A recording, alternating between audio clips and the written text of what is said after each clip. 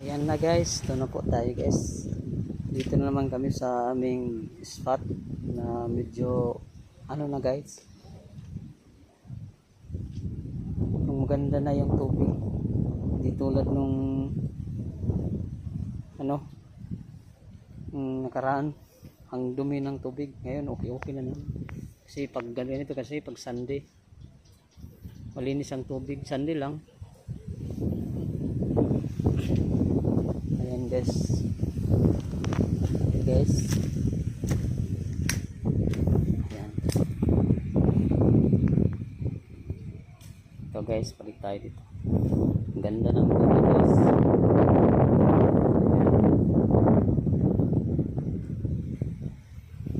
Maghintay tayo ng guys, yung tubig na pataas na naman. Ganito kasi pag mataas yung yung nagsisimula na mataas yung tubig, sumasabay yung mga tilapia.